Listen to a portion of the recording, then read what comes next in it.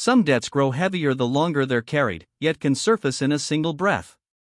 The bell above the door gave a muted chime as Jackson stepped inside, hidden beneath a worn hoodie and a faded cap.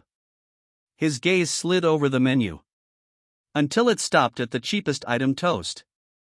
Isla took the order without warmth, her lips tightening as though holding back words. Minutes later, she placed the plate in front of him. No smile, no pleasantries, only eyes locked on his, unblinking, stripping away every trace of anonymity. Then she spoke, her voice low, but sharp enough to steal the air. Have you ever thought about the people who lost everything because of your company? The toast sat between them like an unspoken verdict. Jackson's fingers hovered above the table, motionless, as the weight of her words pressed in heavier than the years he'd buried. The diner glowed in a wash of muted gold, the kind of light that softened edges and made chipped wood look like heirlooms. Regulars filled the booths, their voices a low weave of familiar stories and easy laughter.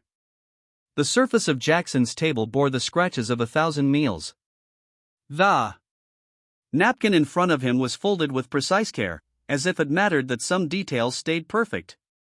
Isla moved through the space without ever catching his gaze, her path, deliberate, her attention clipped to tasks. A mug refilled, a plate cleared. No pauses, no stray warmth. At the counter, Marcus leaned toward her with the concern of someone who had seen too many of her quiet days. She brushed him off with a small shake of her head, but the heaviness in her posture betrayed more than she spoke. Jackson made a note in the small book he kept tucked beneath his hand. Short words, fragments that would mean nothing to anyone else. Avoids eye contact, moves like a clock, not with them. The scent of fresh coffee lingered between tables, curling upward in invisible ribbons. Around him, life in the diner seemed to hum on the same gentle frequency except for her.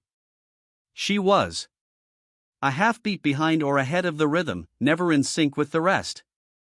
It wasn't hostility. It was something colder, something that pulled her inward, while the rest leaned toward each other.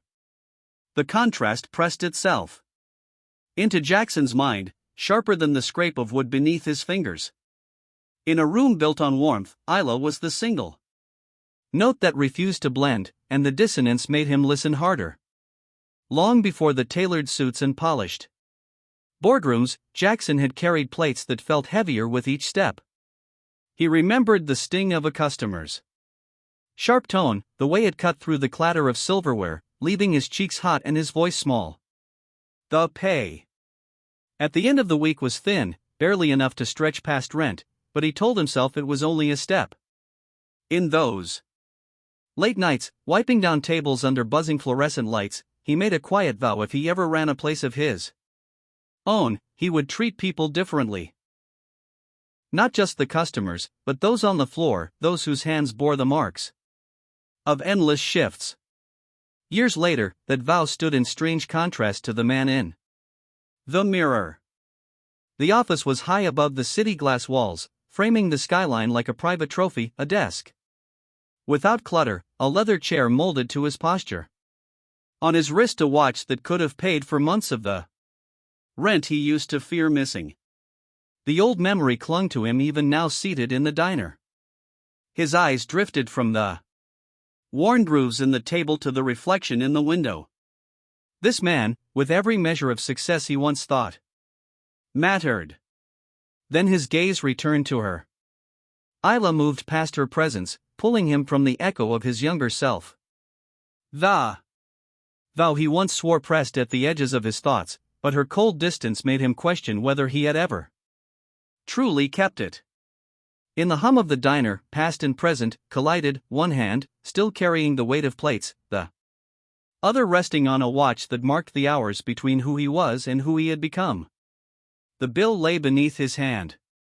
The corner of a folded note, peeking out a tip far beyond the price of a simple sandwich. Jackson smoothed the edges. Once, twice, as though the act could make it look less deliberate.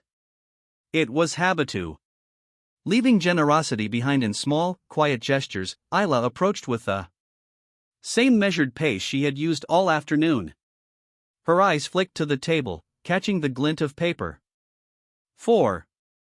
A heartbeat, her hand hovered in the air, suspended between taking it and refusing to acknowledge it. Then she. In the lull after the lunch rush. Marcus, a tall man with an easy smile, leaned against the service station.